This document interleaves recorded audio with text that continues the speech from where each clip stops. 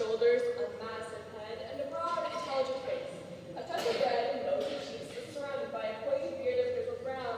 Just as I arrived, Mrs. Hudson opened the door. Can I help you, sir? I'm here to see Mr. Sherlock Holmes. Regarding? It's a private matter. It always is. I'll show him up, Mrs. Hudson. Thank you, doctor. After you. No, After you. No, after you. I insist. If you insist. I do. I again found my friend lounging in his chair, the fire burning bright as day. Ah, Mr. Henry Baker, I believe. Pray, take that chair by the fire. It is a cold night, and I observe your circulation is more adapted for summer than for winter. Ah, what's new? At just the right time. Is this your hat, Mr. Baker? Yes, sir, that is undoubtedly my hat. We have retained these things for quite some days, as we expected to see an advertisement from you giving your dress. I'm at a loss to know why you did not advertise. Shillings have not been so plentiful to me as they once were. I have known a gang of ruffians who insult me and peg me about both with my hat and my bird. I did not care to spend any more money in the hopeless attempt at recovery. Very naturally. By the way, about the bird, we were compelled to eat it. You ate my bird? Yes, it would have been no use to anyone had we not done so. But I presume that this other bird upon the mantle, which is about the same weight, perfectly fresh, will answer your purpose equally well. Certainly, sir, certainly. Of course, we still have the feathers, legs, throat, and so on of your own bird. So if you wish. It might be useful to me of relics of my adventure, but beyond that, I can hardly tell you what use the trajectum membrum of my late acquaintance were. I think that, sir, with your permission, I would proceed my attention to the excellent bird which I received upon the fireplace. Sherlock Holmes bent sharply across at me with a slight shrug of his shoulders. There had been a name bird. By the way, would it bore you to tell me where you got the other one from? I'm somewhat of a foul fancy and have seldom seen a better game goose. Certainly, sir.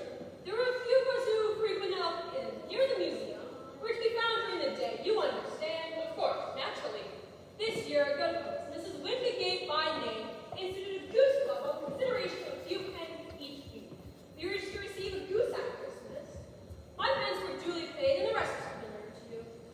I must be off. Then Mrs. will have to see this bit of poultry. I am much indebted to you, sir, for a Scotch bonnet suited for my years and all my gravity. Good day to you, sir. And you, sir. Good day, Mr. Baker, and thank you for your visit. So much for Mr. Henry Baker. It is quite certain they know nothing whatsoever about the matter. Are you hungry, Watson, particularly? And I suggest that we forego our dinner and pull up this glue while it's still hot. Come on, the game is afoot. So off we went into the brisk cold of a London night in December.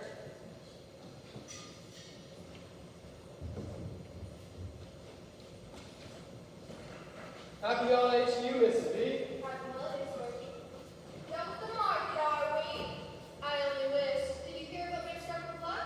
What stroke of luck is that? On Christmas morning, I had a dozen geese at the dump, and you'll never guess who I sold it to. Pray tell, who? Mr. Ebenezer Scrooge. Mr. Bob Humbug himself does say. I hear tell on Christmas morning, he fell out of his bedroom window, landed on his head, and started raving on about ghosts. Now I've heard everything. I bet my last £2. He was awfully drunk. Probably the old skin cleanse. Well, I must be off to the market. Bees don't sell themselves. Ha ha ha ha.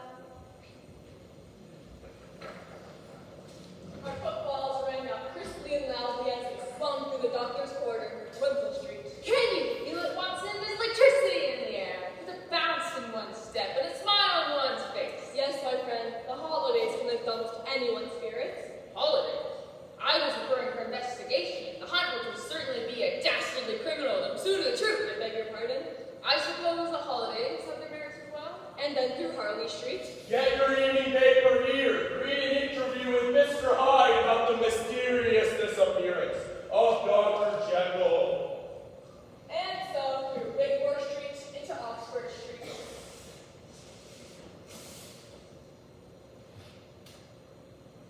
In a quarter of an hour, we were in Bloomsbury at the Alpha Inn.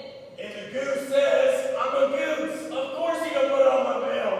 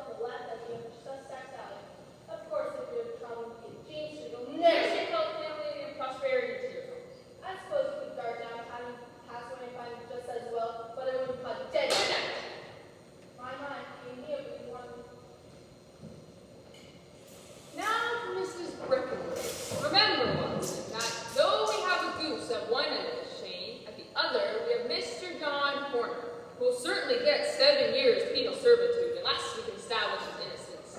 Of course, our inquiry may well confirm his guilt, but in any case, we have a line investigation which has been missed by the police.